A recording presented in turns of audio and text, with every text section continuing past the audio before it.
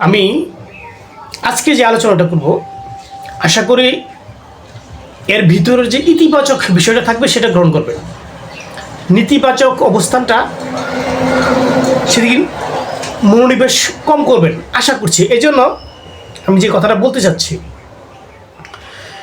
বনিতা না করে আমি সরাসরি কথাগুলো উপস্থাপন করার চেষ্টা করি, আর অল্প সময় যেহেতু আলোচনা করি।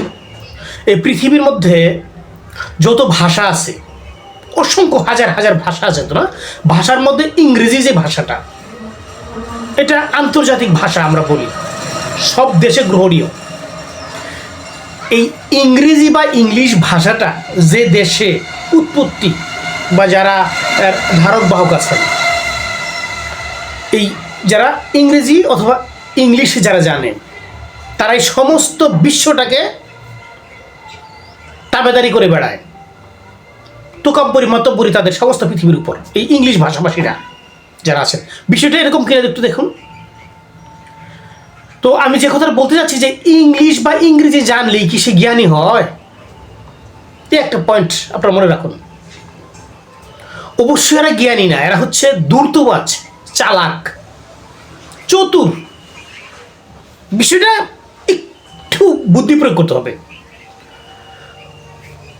আর আরেকটু যদি আপনি বুঝতে চান তাহলে স্বাভাবিকভাবে আপনি বুঝতে পারেন, এটা আমাদের দেশের হোক বা ভিন দেশের হোক, যে কোনো দেশের ভিন দেশ যে কোনো দেশের হোক, যদি কোনো মানুষ ইংরেজি শিখে যায়, যেমন আমাদের যে অবস্থান আছে দেখুন, যারা ইংরেজি শিখে, ইংরেজিতে জ্ঞানী হতে চায়, বুদ্ধিমান হতে চায়, ঠিক তদ্রুপ তাদের নিজের স্বার্থ চরিতার্থ করার জন্য তারা কতটা পটু দেখুন। যে কোনোভাবে যে কোনো কৌশলে শুধু তাদের জীবনের উন্নয়ন বুঝে, নিজের উন্নয়ন বুঝে। দেখুন সঠিক না মিথ্যা? আসলে এরাও জ্ঞানী না, এরা কি চালাক, চতুর, ধূর্তবাজ। বিষয়টা বুঝতে পারলেন? আমি এই দিকে আলোচনা বাড়াবো না, আমি আলোচনাটা যেটা করতে চাচ্ছি, আমি সর্বসময় ইহকালীন এবং পরকালের সামঞ্জস্যতা রেখে আলোচনার মধ্যে চেষ্টা করি, বিশেষ প্রাধান্য দিই পরকাল। আমি আজকে যে গুরুত্বপূর্ণ বিষয়টা তুলে উপস্থাপন করবো সেটা হচ্ছে আরবি, দিন ইসলামের মধ্যে আরবি শেখা। আমি বলতে চাচ্ছিলাম যারা আরবি জানে বা আরবি শিখে, তারা কি দিনী লাইনে বা ধর্মীয় লাইনে জ্ঞানী? বা আরবি শিখলে কি তারা ধর্মীয় লাইনে বা দিনী লাইনে জ্ঞানী হয়? এই একটু টপিক আপনি বিশেষ করুন। অতীতের বহু ইতিহাস আছে, আমরা যতটুকু সহজ পন্থায় আনা যায় বা আলোচনা করতে পারি ততটুকু করি। আমাদের শেষ নবী ও রাসূল হজরত মুহাম্মদ সাল্লাল্লাহু আলাইহি সাল্লাম দ্বীন ইসলাম যখন থেকে প্রচার প্রসার করেছেন, আরবিতে করেছেন। তৎকালীন যারা বিরোধিতা করেছে তারা কি আরবি জানে নাই? ধরুন আবু জাহেল, আবু লাহাব, উদবা, সাইবা, অন্যান্য যারা অবস্থান আছে, আমরা তার অনেকের নাম জানি না, তো তাই না? প্রধান হিসেবে তাদের নাম আনতে পারি। এরা কি আরবি জানে নাই? তৎকালীন সমাজ ব্যবস্থাপনার মধ্যে এরা আরবি শিক্ষিত, আরবি জানলেওয়ালা, এবং কি ওই সমাজের মধ্যে তারা বুদ্ধিমান, জ্ঞানী ছিল। অর্থাৎ কি ছিল? ধূর্ত বা চালাক ছিল। বিষয়টা খেয়াল করুন। তো এই যে আরবি যারা জানে, একটা কথা মাঝখানে বলে রাখা ভালো যে আমরা আরবি কেন শিখবো? মাতৃভাষা তো আরবি না। আরবি আমাদের শিখতে হয় কেন? আরবি আমাদের শিখতে হয় আমরা যেহেতু একটা দিনী জীবন ব্যবস্থার অধীন জীবনযাপন পরিচালনা করার চেষ্টা করি। আর কি করি যে আমরা বাধ্যতামূলক এটা, কারণ ইহকাল এবং পরকাল উভয়কালীন জীবনের মধ্যে পরকাল আমাদের সামনে রাখতে হয়। আমরা দিনী জীবন ব্যবস্থাপনার মধ্যে যারা উদ্বুদ্ধ হতে চাই, যারা এই ব্যাপারে আমরা আগ্রহী, হ্যাঁ এরকম, তো দিনী জীবন ব্যবস্থাপনা যেহেতু আমাদের সামনে, তাই এর কিছু শিক্ষণীয় বিষয় আছে। যেহেতু আরবিতে রাসূল সাল্লাল্লাহু আলাইহি ওয়াসাল্লাম আমাদের দিনী প্রচার করেছেন আরবিতে, অর্থাৎ তিনি যে গ্রন্থ পেয়েছেন কোরআন মাজিদ পথ সেটা আরবি লিখিত। তো আরবিটা আমাদের এই জন্য শিখতে হয় যে আরবিটা শিখলে আমরা নিজের মাতৃভাষা এটা বোঝার জন্য। বুঝতে পারলেন না? সহজ করে কিভাবে বলা যায়, আমি আমার অত বুদ্ধি নেই। আপনি মনে করুন একটা আরবি জানলেও মোল্লা, এটা মুফতি, হাফেজ, শায়েখ, যাই বলেন, মাওলানা, যাই কিছু বলে না কেন, যদি অনর্গল আমাদের এই দেশে শ্রোতাদের সামনে, শ্রোতা অল্পই থাকবে, বেশি থাক, অনর্গল যদি আরবিতে কথা বলে তো কিছু বুঝবে? আমরা কিছু বুঝবো? আমরা যে মূর্খ মানুষ বুঝবো কিছু না। এই আরবিটাকে যখনই আমাদের মাতৃভাষায় বা বর্ণনা করা হবে তখন আমরা সবাই বুঝবো। বিষয়টা এরকম কিনা? এখন যদি কোনো মাতৃভাষায় পারদর্শী না হয়, শুধু আরবি শিখে, দিন ইসলামের জ্ঞানী হয়ে যাবে? এর চাইতে আর সূক্ষ্ম বিষয় আছে, আপনারা নিজেই একটু চিন্তা ভাবনা করে বুঝতে পারবেন। আরবি শিখলে কি দিনই লাইনে বা ধর্মের লাইনে জ্ঞানী হয় না, এই বিষয়টা আপনাকে জানতে হবে। শিক্ষা দরকার আছে, হ্যাঁ শিক্ষা দরকার আছে, ওই মান্যতার যে দরকার আছে ততটুকু মান্যতার দরকার আছে, সেহেতু আমাদের ওইভাবে শিখতে হবে, মাতৃভাষার সাথে সামঞ্জস্য রেখে মাতৃভাষাকে গুরুত্ব দিয়ে সেভাবে শিখতে হবে, বিষয়টা এরকম। তো এই যে আরবি জানলেওয়ালা যারা আছেন, আরবি জানলেওয়ালা দাপট আমাদের বিশাল না? আচ্ছা, আপনি আরেক সংস্কৃত যারা এই যে দিনী লাইনে দিনী জজবা দিনী মজবা করেন, তারা তো বক্তব্য দেন, আমরা জ্ঞান বুদ্ধি অল্প, আমরা ওই যে খুতবা, বক্তব্য, আলোচনা ইত্যাদি একই অর্থে ব্যবহার হলে আমরা একটু ভাগ ভাগ আলোচনা করি। যখন দিনই আলোচনা করা হয়, কোনো জানলেওয়ালা যখন দিনই আলোচনা করে কোন মজলিসে, কোনো সভা সমিতিতে বসে, সম্মেলনে বসে, তখন প্রথমেই মুখবন্ধ বা সূচনা হিসেবে কিছু আরবি, বিশেষ আরবি উচ্চারণ করে, যেটাকে আমরা খুতবা বলি। এটা প্রশংসাসূচক স্রষ্টার অথবা তার প্রেরিত মানবের অথবা তার প্রেরিত বা নাজিলকৃত কিতাবের কিছু প্রশংসাসূচক আরবি বর্ণনা করে। আচ্ছা বলুন তো, আপনাদের সমাজে কোন বক্তারা তার এই সূচনা বা আপনার মুখবন্ধ যে আরবিটা খুতবা হিসেবে আলোচনা করে আমাদের সামনে বিস্তারিতভাবে বুঝিয়েছে? কোন দিন দেখেন তো বুঝাইছে কোনোদিন কেউ? না বুঝায় এখন আপনি আপনার সত্য তারা আপনি খুঁজে নিয়ে চেষ্টা করুন, বুঝায়। তো আমরা তার এই কী যে বললো সে তার বুঝি না। যখন এরপর খুতবার পর বা সংক্ষিপ্ত মুখবন্ধের পর বা সূচনার পর যখন আলোচনা করবো বিস্তারিত মিশ্রিত অবস্থায়, তখন আমরা কিছু বুঝতে পারি, তাই না? তাহলে যদি কেউ অনর্গল আরবি বলে তখন বুঝতে পারি না, পূর্বে বললাম। তো আরবি জানলেই সে বিশাল কিছু হয়ে যাবে? জানা দরকার, জানলেই হয়ে যাবে, কিন্তু সামঞ্জস্য থাকতো মাতৃভাষার সাথে, বিষয়টা এরকম না। তো আমরা দেখুন, জীবন চরিত্রের মধ্যে অনেকের পার্থক্য থাকে, অনেক পার্থক্য আছে, বিষয়গুলো মিলিয়ে আমরা দেখতে হবে, হয় তো তা নলে আপনি বিষয়গুলো যদি আরেকটু সহজ পন্থায় বোঝানো যায়, কেউ যায় না। আচ্ছা, আমাদের যে অবস্থান, আমরা এই অবস্থান থেকে আলোচনা করি। মানুষ সমাজবদ্ধ জীব না? মানুষ সমাজ সামাজিকতায় বাস করতে হয়, একা একা বাস করতে পারে না। সে সমাজের সাথে রাষ্ট্রীয় ব্যবস্থা আমরা জড়িত। সমাজ, পারিবারিক সমাজ সামাজিকতার সাথে রাষ্ট্রীয় জীবন ব্যবস্থা জড়িত না আমরা। এখন আমরা সহজ করে বোঝানোর জন্য বলছি, এই দিন ইসলামের প্রচারের ক্ষেত্রে যারা জানলেওয়ালা, মুফতি বলেন, মাওলানা বলেন, বিভিন্ন শায়েখ বলেন, পীর বুজুর্গি বলেন, খানকাদারি বলেন, গুজরাতের মালিক বলেন, এদের প্রত্যেকের জীবন চরিত্র আলাদা আলাদা একটা বৈচিত্র্যতা আছে। ব্যবস্থাপনাটা দেখুন, প্রত্যেকটা দিনই জীবন ব্যবস্থাপনার অধীনে যারা চলতে চায়, প্রচার প্রসার করতে চান, বাস্তবায়ন সম্মিলিত করতে চায়, ব্যক্তিগত করতে চায়, যারা দিনের বাইরে তাদের সাথে মতবিরোধ থাকতে পারে, যারা দিন মানে না, মানতে চায় না, বুঝে না, তাদের সাথে একটা মতবিরোধ থাকতে পারে।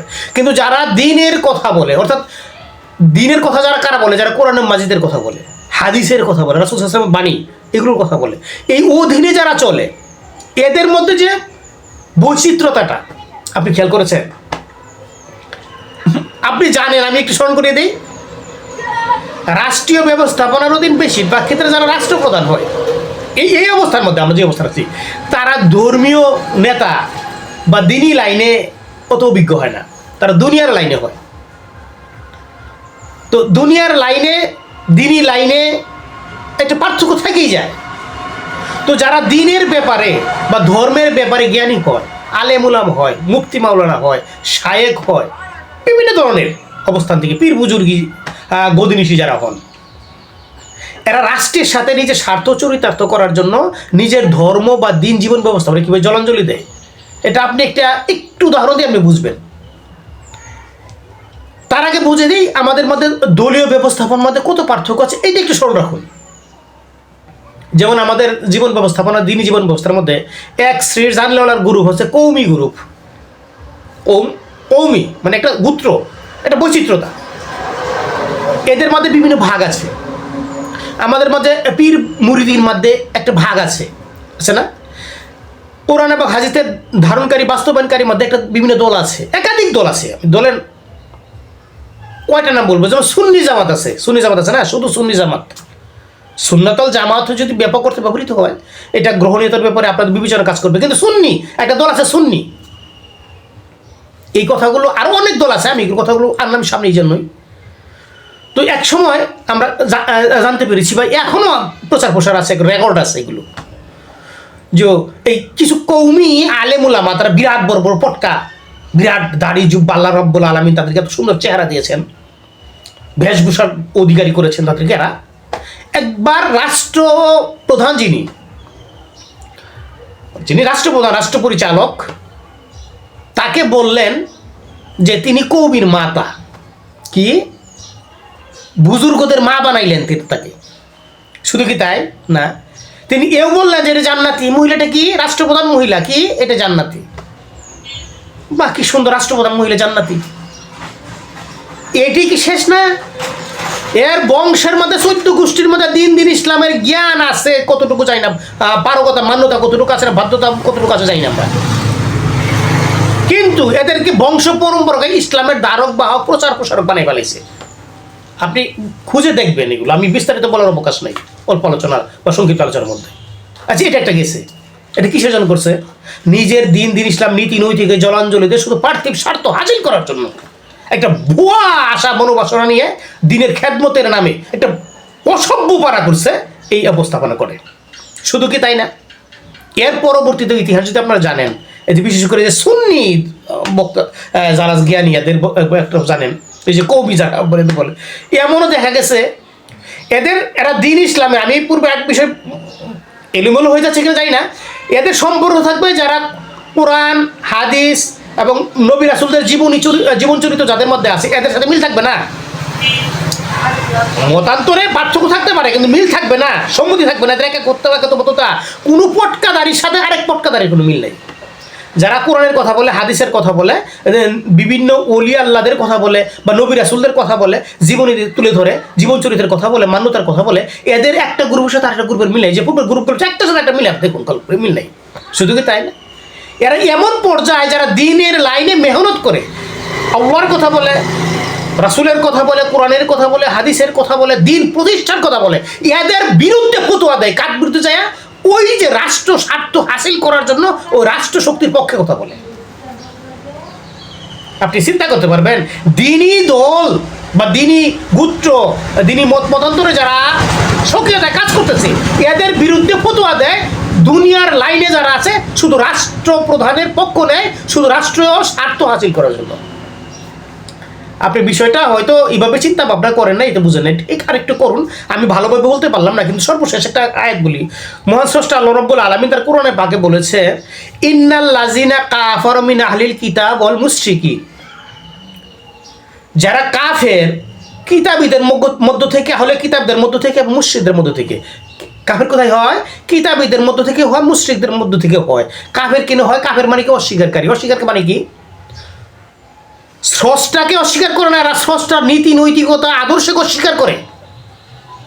যদি মানুষ পার্থিব স্বার্থ হাসিলের জন্য গুরুত্বপূর্ণ দিনের গুরুত্বপূর্ণ বিষয় অস্বীকার করে, উজ্জ্ব রাখে, সুপ্ত রাখে, চাপা দিয়ে রাখে, এরা কাফের। সুতরাং এই অর্থে কোরআন মাজিদের অনুসারেও কাফের হইতে পারে। ফতোয়া দেওয়ার যোগ্যতা আমার নাই, আমি আলোচনার প্রেক্ষাপটে কথা বলছি। আরও জানতে চাইলে আর বিস্তারিত বলতে হবে, সংক্ষেপ করে বলছি যেহেতু। তো মহান স্রষ্টা বলেছেন কিতাবীদের মধ্যে, মুশরিকদের মধ্যে কাফের আছে। তো এই কোরআন মাজিদের অনুসারীদের মধ্যে কাফের আছে। কাফের আপনি কীভাবে বুঝবেন? অস্বীকারী কীভাবে বুঝবেন? যখনই যে বললাম, যখনই মহান স্রষ্টাকে স্বীকার করে, মানে কিন্তু স্রষ্টার আদর্শ, স্রষ্টার নীতি নৈতিকতা জলাঞ্জলি দিয়ে, সুপ্ত রেখে চাপা দিয়ে, তাদের স্বার্থ, পার্থিব স্বার্থ হাসিল করার জন্য দিনের খেদমতের নামে নিজেকে জাহির করে, বেশভূষা জ্ঞান গরিমা দিয়ে, জুব্বা পাগড়ি দিয়া, দাড়ি টুপি আতর লাগাইয়া এগুলা করে থাকে, ধোঁকা দেয় মানুষ সমাজের মধ্যে। এরাও এক শ্রেণীর কাফের অন্তর্ভুক্ত হয়ে যায়। আপনি বিষয়টা দেখুন। তো এই জীবন ব্যবস্থাপনার মধ্যে আমাদের যে কথা বললাম, আমি বললাম না ইতিবাচক গ্রহণ, নেতিবাচক নিয়েন না। যা আরবি জানলেই বিরাট কিছু হয়ে যায় না, বেশ ধরলেই বিরাট কিছু হয়ে যায় না। আপনার সূক্ষ্ম বিষয়টা বিবেচনা করার জন্য আমি আপনাদের অনুরোধ করবো। শুধু কেন করছি? আমি এই বিবেচনা করছি এই জন্য, আমি তো আমার শুদ্ধ পথে চলতে হবে। আমি তো আমার শুদ্ধতা চাই। আমি হইতে পারি গুণাগার, আমি হইতে পারি পাপী, আমি দিনই জীবন ব্যবস্থা হইতে পারি অপূর্ণ, কিন্তু আমি পূর্ণতা আশা করবো না। আমি ভালোটা চাইবো না, আমি পরকালীন সুখ শান্তিটা চাইবো না। যেহেতু এই অবস্থায় জ্ঞান গরিমা স্রষ্টা দান করেছেন, আমি চাইব শুধু নিজের পরিশুদ্ধতার জন্য, আমার আপনার পরিশুদ্ধতার জন্য, আমাদের নিজের বিবেচনা সহিত কীভাবে সুস্থতা সে চলতে পারি, এই একটা ব্যবস্থাপনা আমাদের মাঝে জারি থাকে। এই লক্ষ্যে আমি কিছু কথা বললাম। আরও অনেক গুরুত্বপূর্ণ কথা আছে, হয়তো সামনে তৌফিক স্রষ্টা দিলে আমি প্রচার করবো। কিন্তু আপনারা একটু বিবেচনা করে দেখুন আসলে বিষয়টা এরকম কিনা।